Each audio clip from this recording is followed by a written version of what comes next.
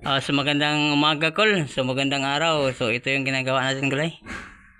So napiping tayo dito ng dalawang unit. So ipakilala natin, Kol, ang ating ginagawa. So ito nagkakabit tayo ng kanang galley trap. So galley trap ang tawag dyan, Kol.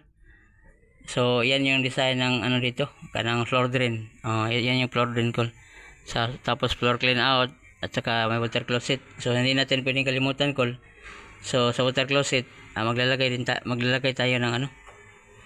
So yan, Kol. Maglalagay tayo ng bin. Ito yung water closet natin, Kol. So ginagawa na natin, lagyan natin ng double 45 lang siya.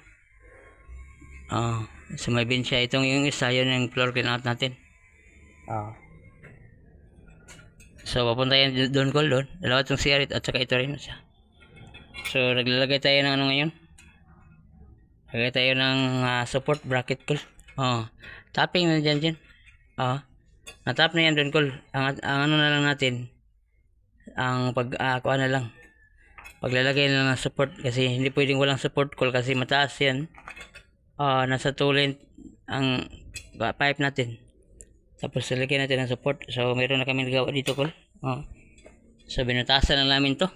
Kasi may butas na to dati. Kaso lang hindi tumugma kasi nag-ano kami ng piping. So kaya naglipat tayo ng butas, Kol. Ito na siya ngayon. Ito na siya, Kol. Ang kapares niya ito. Buti na lang may ano kami dito, welding. So importante talaga tong welding, Kol. Kahit plumber yung trabaho natin, mas maganda talaga kung may sarili tayong welding. Para kung magagawa tayo ng mga bracket or mga ano ng mga loop, hanger, so may magagamit tayo, Kol. So ito siya, Kol. So tapping na yan, papuntang septic na yan, Kol. So ang kulang lang dyan, yun yung bracket na lang. So yung kasama natin, naglalagay siya ng bracket para masupport yung pipe natin. So ito yung hanap buhay natin, Kol. Plumber, tubiro. Ang area natin, Kol, nandito tayo sa Cebu. So taga Cebu tayo, Kol. So maraming salamat sa panonood dyan, Kol.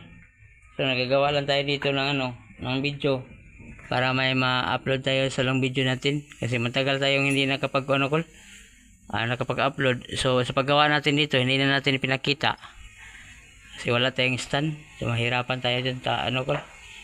Bili muna tayo ng stand. Hindi pa natin pina-priority yung paggawa ng mga video dito sa plumbing, Kol, kasi hindi pa tayo na monetize. So ang ginagawa lang natin, palagi lang tayo nag-upload sa mga ginagawa natin. Kung ma-monetize tayo, Kol, may sahod tayo sa YouTube. So tsaka pa tayo Kol, magpursige ng talagang pupusan na natin ba.